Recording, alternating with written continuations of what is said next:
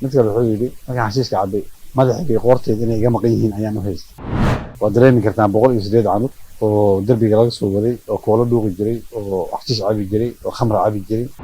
ilaahay subxaanahu watacaala hala garab galo waxay u quntay mas-uuliyad caam ah oo dhammaanteen mataqaanaa ay ahayd inaan u wada istaagno.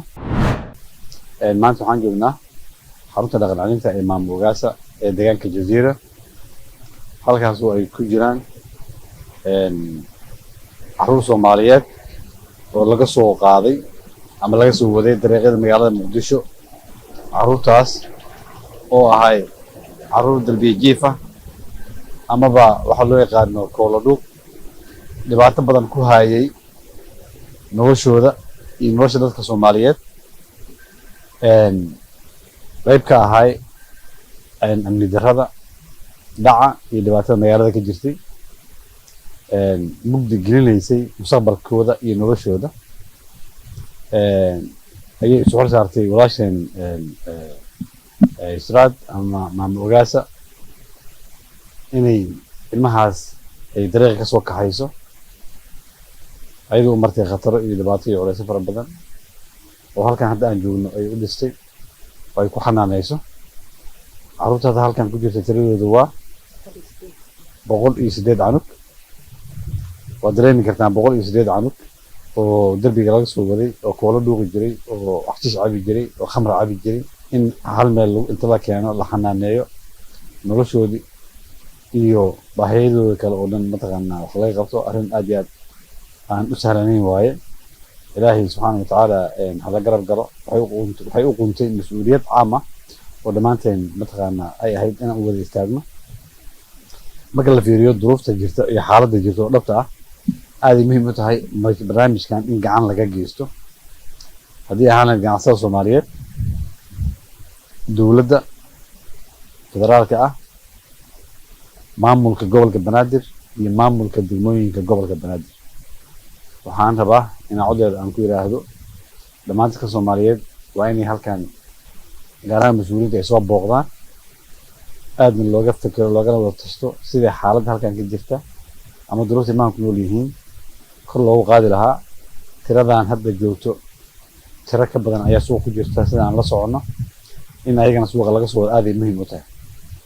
haddii kale waxa ay qayb ka yihiin kana noqon doonaan xasilooni darrada, amni xumada iyo dhibaatada ka taagan dalkeena. sidaan la soconno ubadka Soomaaliyeed tiro aad u yar ayaa awood u leh inay iskool aadaan. marka waxaana la sheegay in ilaa iyo 25% inay caruurta Soomaaliyeed iskool aadi karaan, inta kale inaanay iskool aadi karin. marka taas ayaa qayb ka ah arrimahan. marka muhiim waxaa ah in dhammaan dadka Soomaaliyeed laysu garabsado sidii caruurtan loo caawin lahaa. waxa ugu muhiimsan aan dareemayo u baahan yihiin waa inay helaan waxbarasho. waxbarashada inay helaan waxay u baahan tahay tashiilaad iyo shaqo ka baaxad weyn awoodda ay u leedahay walaasheen Israad ama maamul Ugaaso. marka waxaan leeyahay dadka Soomaaliyeed ee mas-uuliyiinta ah gaar ahaan maamulka gobolka Banaadir hawshan inay xil weyn iska saaraan. annaga haddii aan nahay Hormuud Salaam Foundation diyaaraan nahay wax alla wixii suuragal ah oo aan gacan ka geysan karno inaan gacan ka geysano.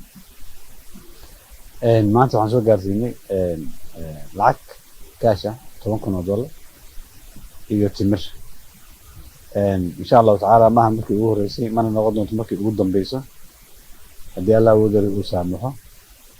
walaashay waxaan leenahay jazaaka allahu khayr, ilaahay ha ka abaalmariyo dadaalka ay juhdiga u istaagtay. waa mas-uuliyadda jamaaciga ah.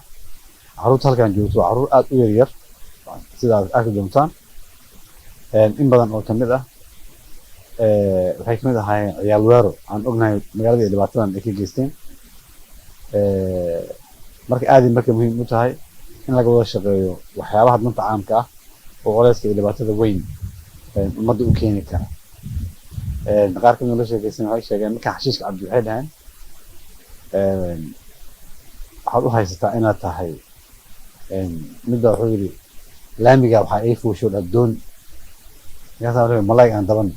mid kale wuxuu yidhi markaan xashiiska cabbay madaxii qoorteed inay iga maqan yihiin ayaan u haystay kaas ku iri jooga waxaan leeyahay wadahay madaxii qoorteed hala keen marka waa dareemi kartaa marka qofka markuu sidaa noqdo oo duruufta lagu gudboonaado ana wax walba ayuu sameyn karaa si walba ayuu sameyn karaa dad dilay karaa dad dhici karaa marka aad iyo marka muhiim u tahay arrimahan in aad iyo sharaf fiican laga qabto oo ilmahan dhaqan celin loo sameeyo oo xaaladooda runtii wax badan laga qabto marka maamulkaasa aad u mahadsan tahay